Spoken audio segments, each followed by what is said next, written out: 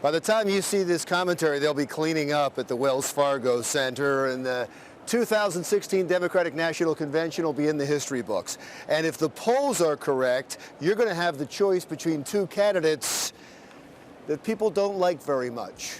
In fact, according to the polls, Donald Trump and Hillary Clinton are the two most disliked candidates in history.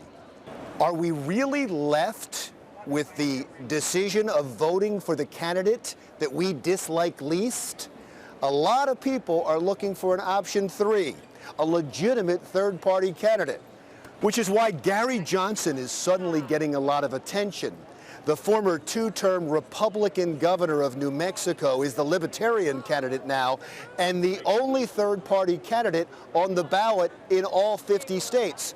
Republicans like him because he's fiscally conservative. When he was governor, he set a record by vetoing 750 spending bills, and Democrats like him because he's socially liberal. As a Libertarian, he believes the government should stay out of your personal life. Oh yeah, and there's one other thing you should know about Gary Johnson. He is the former CEO of a marijuana paraphernalia company, and he was a regular user of his product. He said he's abstaining from marijuana now and will not smoke weed while he's in the White House.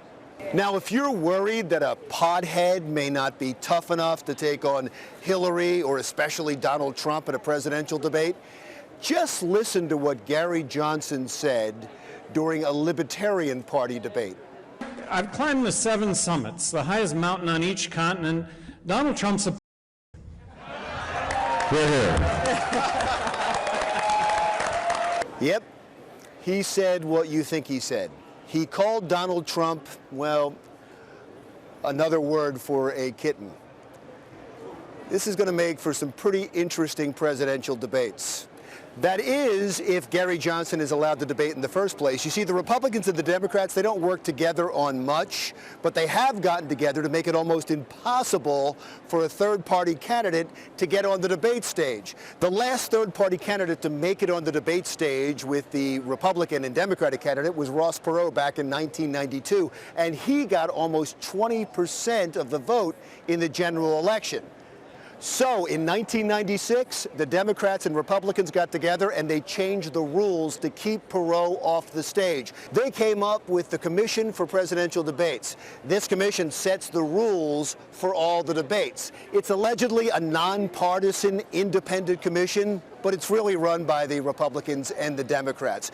They came up with a new standard that a candidate has to poll consistently in the national polls at 15% to get into the debates. Here's the catch. If you're not included in the national polls, you can't possibly get 15%. That's how Ross Perot was kept off the debate stage in 1996, and how Gary Johnson may be kept off the debate stage in 2016. Right now, Gary Johnson has only been included in a handful of polls and gets between 8 and 12%.